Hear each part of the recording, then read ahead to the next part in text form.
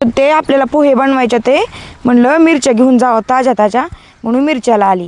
नमस्कार मंडळी, या आमच्या शेतामध्ये मिरच्या आहेत। ह्या मिरच्या तोडायला आले मी सकाळ सकाळ। म्हणलं लेकराला पोहे करायच्यात तर म्हणलं वटीत घेऊन जावा मिरच्या। असं म्हणजे नाही का ताज्या ताज्या मिरच्या चवीला पण लय भारी लागतात आणि पोह्यामध्ये जर ताज्या मिरच्या टाकल्या ना तर एक नंबरच। खूप छान आणि खूप मस्त असं मिरच्या आल्यात आपल्या झाडांना।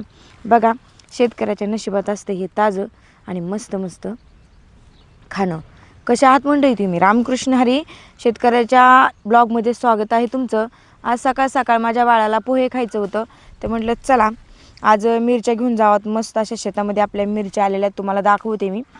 बघा जवळून किती छान आणि किती मस्त अशा मिरच्या आलेल्या आहेत, पाहू शकता तुम्ही।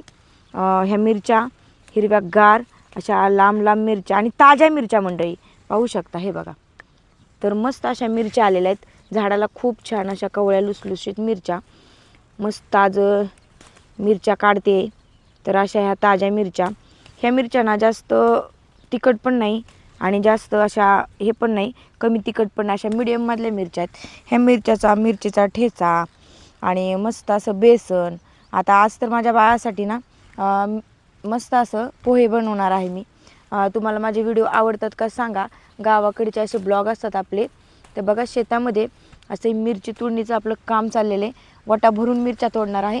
आता एका झाडाच्या तोडल्यात, तुम्हाला दाखवते पुढच्या झाडाला सुद्धा खूप साऱ्या मिरच्या आलेल्या आहेत, ह्या सुद्धा आपण तोडणार आहोत। या इकडून दाखवा, हे बघा इकडून बघा किती छान मिरच्या आलेल्या आहेत। जवळून बघा झाडाच्या मिरच्या अशा ताज्या ताज्या खायची मजा ना खरंच खूप मस्तच असते।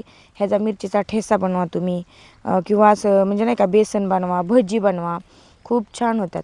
आणि काय करायचं एकदा जास्त नाही न्यायच्या मिरच्या, थोड्या थोड्या न्यायच्या म्हणजे कसं आपल्याला पाहिजे तशा ताज्या ताज्या। ह्या मिरच्या लावताना ना आम्ही शेणखत भरपूर प्रमाणात घातलं होतं, त्यामुळं ह्या मिरचीचं बहार गेला की लगेच दुसऱ्या फुलाकळ्या येतात आणि परत मिरच्या आणखीन यायला सुरुवात होते। असं झालेलं आहे, त्यामुळं अजिबात मिरची कमी पडत नाही। आम्ही ह्या मिरचीला ना बिलकुलसुद्धा हे लावत नाही, औषध वगैरे अजिबातसुद्धा मारत नाही। बिना औषधाच्या ह्या मिरच्या आहेत, खूप छान येतात बघा मिरच्या बिना औषधाच्या सुद्धा। आणि आपल्याला पाहिजे तेवढ्या ताज्या ताज्या घेऊन जाते मी, रोजच असतं आमचं। जेवढ्या पाहिजे तेवढ्या मिरच्या घेऊन जायचं। आता फॅमिली मोठी असल्यामुळं काय होतं जास्त प्रमाणात लागतात बरं का मिरच्या। तुम्हाला मस्त अशा आमच्या मिरच्याचे व्हिडिओ आवडले का सांगा। आणि असे शेताकडचे ना ब्लॉग पाहायचे असतील तुम्हाला, जर आवडत असतील ना तर नक्कीच आपल्या जया शेतकरी ब्लॉगला लाईक करा, सबस्क्राईब करा आणि असेच शेताकडचे गावाकडचे व्हिडिओ तुम्ही पाहायला विसरू नका। तुम्ही पण अशा मिरच्या कधी तोडल्यात का बघा। अशा ओटीमध्ये मिरच्या मी तोडून आणलेल्या आहेत, पाहू शकता किती छान किती मस्त ह्या मिरच्या आहेत बघा।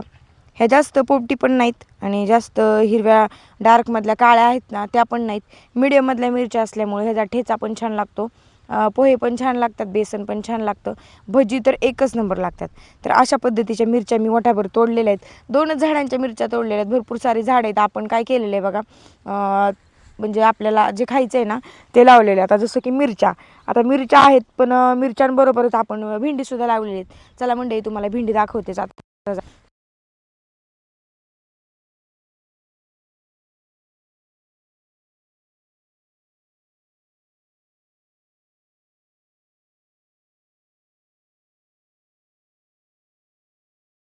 नाही बरं का, जवळून घ्या तुम्हाला दाखवते भेंडी।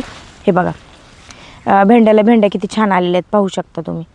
तर आणखीन फुलं लागायला लागलेली आहेत आणि असे नाही का कळ्या आहेत, ह्या कळ्या येतं, हे दिसतात का तुम्हाला, ह्या कळ्या येतं, ही भेंड्या येतं, ही फुलं येतं, भरपूर साऱ्या अशा भेंड्या। 10-12 जरी झाडं असली ना तरी आपल्याला खाण्यापुरत्या अशा मस्त भेंड्या निघतात, मिरच्या निघतात। आणि आम्ही काय करत असतो, अजिबात औषध न मारता हे सगळं पिकवत असतो।